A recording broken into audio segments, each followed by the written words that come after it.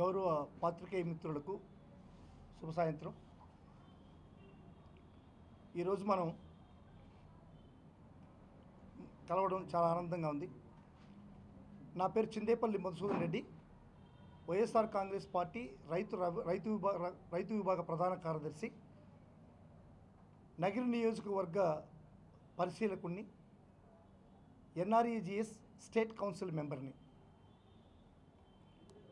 ఈరోజు రాష్ట్రంలో జరిగేటువంటి ఆకృత్యాలు, ఆగడాలు మీరందరూ కూడా గమనిస్తున్నారు. చంద్రబాబు నాయుడు గారి పాలనలో జరిగేటువంటి అన్యాయాలు, అక్రమాలు సాక్షాత్తు వెంకటేశ్వర స్వామి సన్నిధిని కూడా వదలని పరిస్థితి. ఇప్పుడు బిఆర్ నాయుడు అనేటువంటి ఒక మహోన్నతమైనటువంటి వ్యక్తి టీటీడీ చైర్మన్గా రావడం, ఒక హిందూ సమాజం తలదించుకునేటువంటి ప్రక్రియ.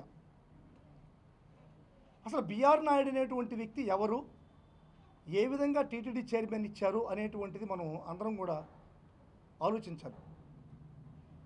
ఏదైనా ఒక వ్యక్తికి ఇంత పెద్ద పదవి ఇవ్వడానికి కారణం ఏంటి?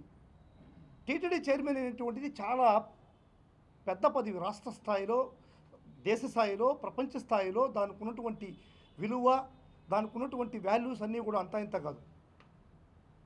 ఇంత పెద్ద పదవి చంద్రబాబు నాయుడు గారు బిఆర్ నాయుడు అనేటువంటి వ్యక్తికి కట్టబెట్టడం అనేది దాంట్లో వెనకాల ఉన్నటువంటి కారణాలు ఏంటి?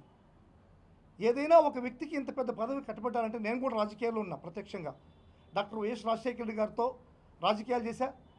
అదేవిధంగా రాజశేఖర రెడ్డి చనిపోయిన తర్వాత, రాజశేఖర రెడ్డి మరణానంతరం జగన్మోహన్ రెడ్డి గారి ఓదార్పు యాత్రలో భాగమై జగన్మోహన్ రెడ్డి గారికి కాంగ్రెస్ పార్టీ చేసేటువంటి అరాచకాల అన్యాయాలు భరించలేక జగన్మోహన్ రెడ్డి గారితో వచ్చి వైఎస్ఆర్ కాంగ్రెస్ పార్టీలో నేను రాజకీయాలు చేస్తున్నా.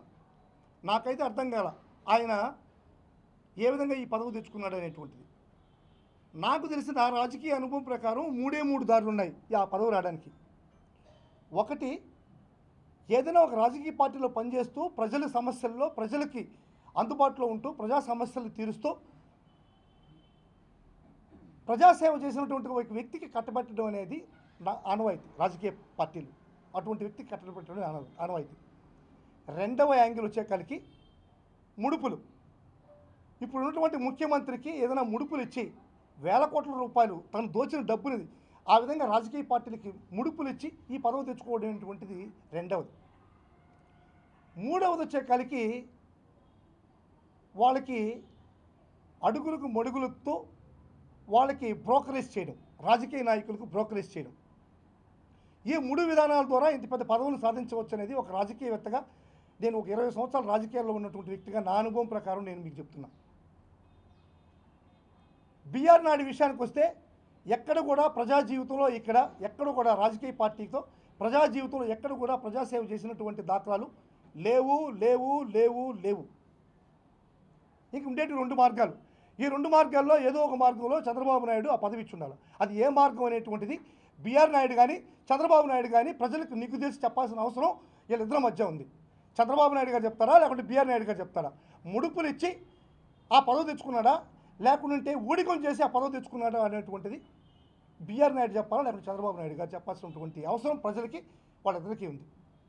బిఆర్ నాయుడు విషయానికి వస్తే, బిఆర్ నాయుడు అనేటువంటి వ్యక్తి అసలు యాక్చువల్గా అతను జీవిత చరిత్ర స్టార్ట్ చేస్తే బిహెచ్ఎల్ అనేటువంటి ఒక నవరత్న కంపెనీలో ఒక చిరు ఉద్యోగి.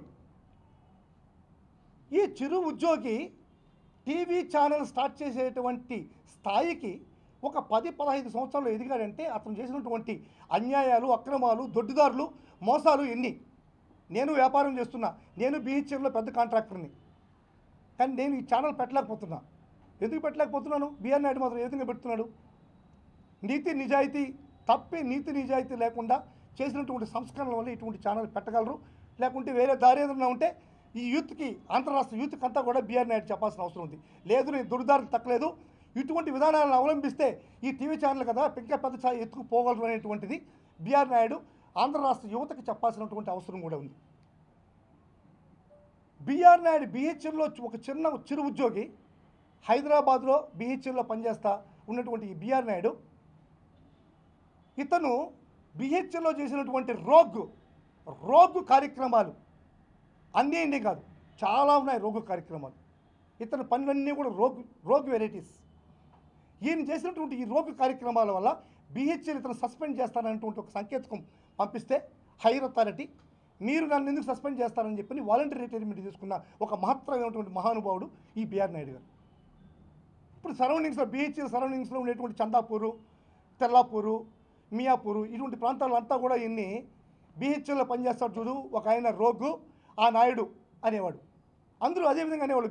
చందాపూరు, మియాపూరు, తెల్లాపూరు ఏరియాలో బిహెచ్ఎల్ సరౌండింగ్స్లో ఉన్నటువంటి ఏరియాలో కూడా బిహెచ్ఎల్లో పనిచేసేటువంటి రోగు ఒక నాయుడు ఉంటాడు చూసినావా ఆయన అని చెప్పి ఆయన్ని ఒక సింబాలిక్గా చెప్పేవాళ్ళు. ఆ విధంగా బిహెచ్ఎల్లో పనిచేసే రోగు నాయుడు బిఆర్ నాయుడుగా కన్వర్ట్ అయినటువంటిది అందరికీ తెలిసిన విషయమే. బిఆర్ నాయుడు అంటే బిహెచ్ఎల్లో పనిచేసేటువంటి ఒక రోగు నాయుడిని బిఆర్ నాయుడుగా ఈరోజు మనం అందరం కూడా చూడాల్సిన పరిస్థితి ఈరోజు ఉంది.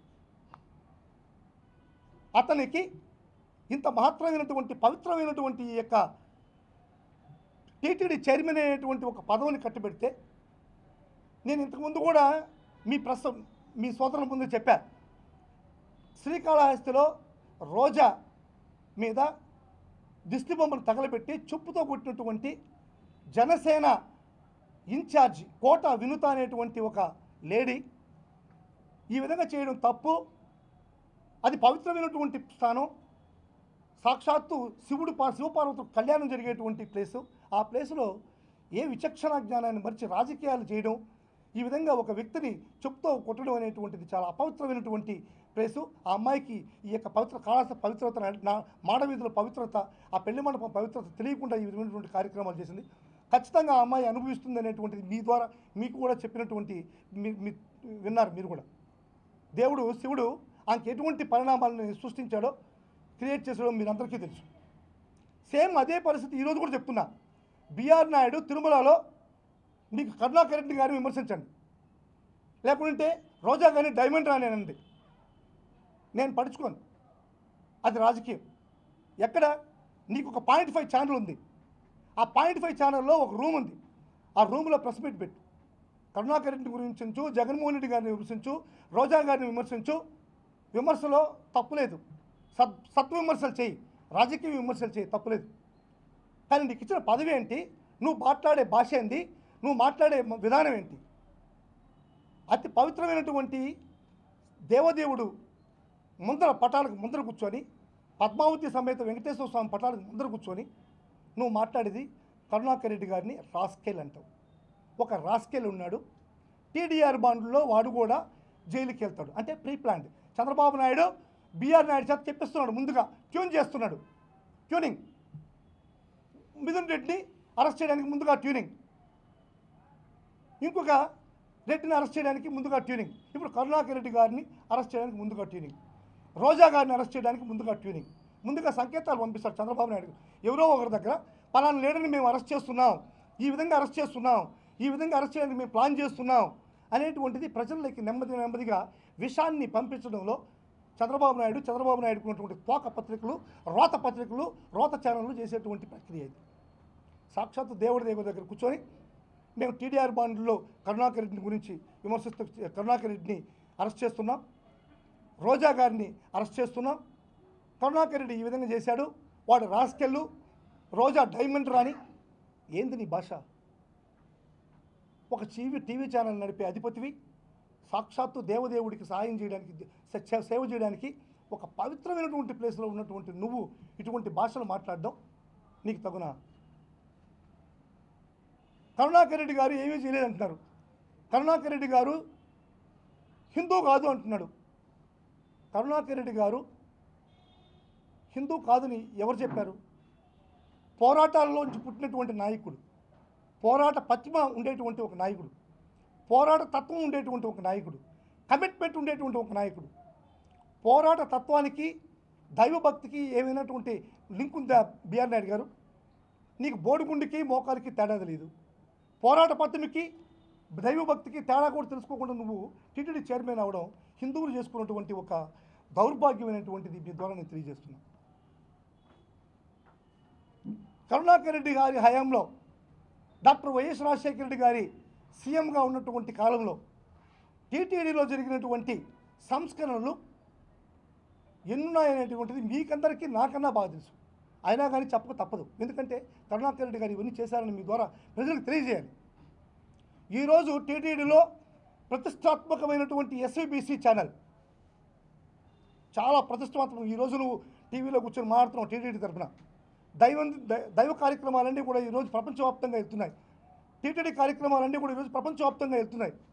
ఏ విధంగా పోతున్నాయి? మిగతా ఛానల్స్ అంతా కూడా 5 నిమిషాలు, 10 నిమిషాలు, 20 నిమిషాలు చూపిస్తాయి. కానీ ఎక్స్క్లూజివ్గా వెంకటేశ్వర స్వామిలో జరిగేటువంటి, తిరుమలలో జరిగేటువంటి కార్యక్రమాలన్నింటినీ కూడా ఎక్స్క్లూజివ్గా 24/7 ప్రజల ముందుకు తీసుకుపోవడానికి ఒక టీవీ ఛానల్ కావాలన్నటువంటి ఆలోచనతో కరుణాకర్ రెడ్డి గారు ఎస్వీబీసీ అనేటువంటి ఒక భక్తి ఛానల్ స్టార్ట్ చేయడం. నీకు కళ్ళు కనిపించట్లేదా? చెవులు వినిపించట్లేదా? బిఆర్ ఎవరు స్టార్ట్ చేశారు ఎస్వీబీసీ ఛానల్? పేదలకి, దళితులకి వెంకటేశ్వర స్వామి దగ్గర కావాలనేటువంటి ఉద్దేశంతో దళిత గోవిందం అనేటువంటి కార్యక్రమాన్ని తీసుకెళ్ళి దళిత సేవలో వెంకటేశ్వరుడు సైతం ఉండాలనేటువంటిది, మానవ సేవే మాధవ సేవ, దళిత సేవే మాధవ సేవ, వెంకటేశ్వర సేవ అనేటువంటి ఒక సదుద్దేశంతో కరుణాకర్ రెడ్డి గారు దళిత గోవిందం అనేటువంటి కార్యక్రమాన్ని తీసుకెళ్ళాడు. తిరుపతిలో ఉన్నటువంటి పుష్కరాలన్నీ కూడా మరమ్మతులు, ఏ విధంగా మరమ్మతులు సాగాయో మీకు అందరికీ తెలుసు. అదేవిధంగా పేదలకి తాళిబొట్లు వెంకటేశ్వర స్వామి పాదాల దగ్గర ఉంచి 36,000 పైచలకు తాళిబొట్లు వెంకటేశ్వర స్వామి పాదాల దగ్గర ఉంచి కళ్యాణాలు జరిపించినటువంటి ఘనత కరుణాకర్ రెడ్డి గారిది. ఈ కార్యక్రమాలన్నీ కూడా ఈరోజు జరుగుతున్నాయంటే కరుణాకర్ రెడ్డి గారు చేసినట్టువే. ఈ విధంగా ఎన్ని గుడులు కట్టారు టీటీడీ నుంచి. ఈ గుడులన్నీ కూడా కరుణాకర్ రెడ్డి గారు చేశారు. అటువంటి కరుణాకర్ రెడ్డిని పట్టుకుని నువ్వు ఇంగితం లేకుండా, విలువలు లేకుండా, ఆధారాలు లేకుండా హిందువు కాదు అంటావు. అదేవిధంగా జగన్మోహన్ రెడ్డి గారి భార్య జగన్మోహన్ రెడ్డి గారు పట్టు వస్త్రాలు సమర్పించలేదు అని చెప్తాం. జగన్మోహన్ రెడ్డి గారు పట్టు వస్త్రాలు సమర్పించలేదు ఆయన ముఖ్యమంత్రిగా. ఏం చేస్తున్నది నువ్వు? నీ ఛానల్ కళ్ళు లేవా మీ ఛానల్కి? లేకుంటే నీకు చెవులు లేవా? అదేమంటే వాళ్ళని ఆ ఆలయంలో స్నానం చేసి